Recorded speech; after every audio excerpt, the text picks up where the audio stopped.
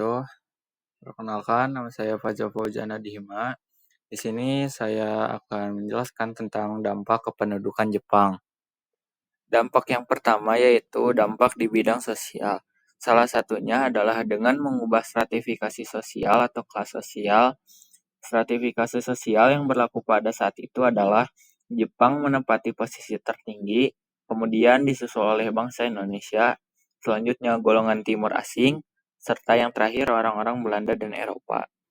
Bisa kita lihat pada gambar di samping, terlihat ya, kependudukan bangsa Indonesia berada di atas Belanda dan Eropa. Secara tidak langsung, hal ini berdampak pada semangat bangsa Indonesia yang percaya diri untuk mengalahkan dominasi bangsa Eropa. Kepercayaan diri ini bahkan tetap bertahan saat Indonesia mengusir sekutu saat mereka kembali ke Indonesia pasca kemerdekaan antara tahun 1945 hingga 1949. Yang kedua yaitu dampak di bidang ekonomi, itu pada bidang perbankan. Jepang mendirikan bank-bank setelah melikuidasi bank-bank peninggalan Belanda. Adapun bank-bank yang didirikan yaitu Mitsui Ginko, Taiwan Ginko, Yokohama Ginko, dan Kana Ginko. Bisa kita lihat pada gambar di samping, itu adalah salah satu contoh uang yang diterbitkan pemerintah Jepang. Nah, Jepang sendiri pernah mengalami defisit.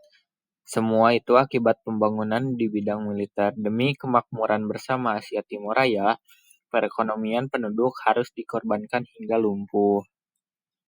Dampak yang ketiga yaitu dampak di bidang pemerintahan. Jepang mulai membagi struktur pemerintahan desa dengan satuan lebih kecil yang dinamakan Tonarigumi.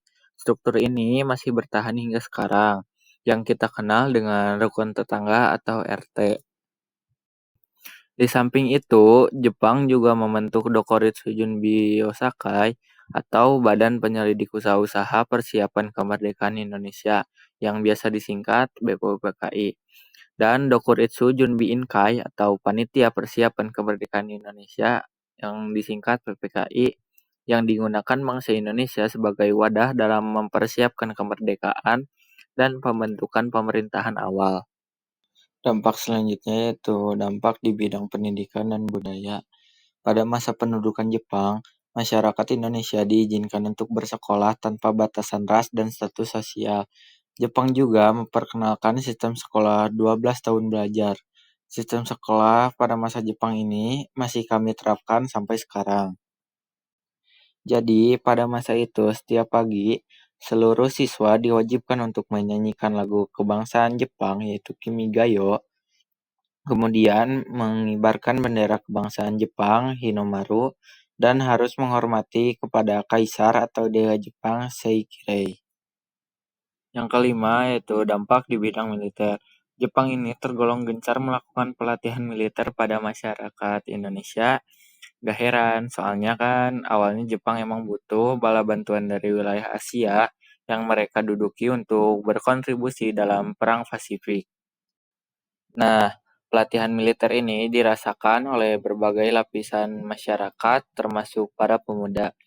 Dampak negatifnya, si para pemuda ini emang jadi gak efektif bersekolah, tapi dampak positifnya, para pemuda ini jadi punya mental yang kuat dan berani dalam bertempur. Secara tidak langsung, muncul keberanian dan semangat nasionalisme pun menguat. Hal ini juga menjadi bekal dalam menghadapi sekutu dan Belanda setelah Jepang hengkang dari Indonesia.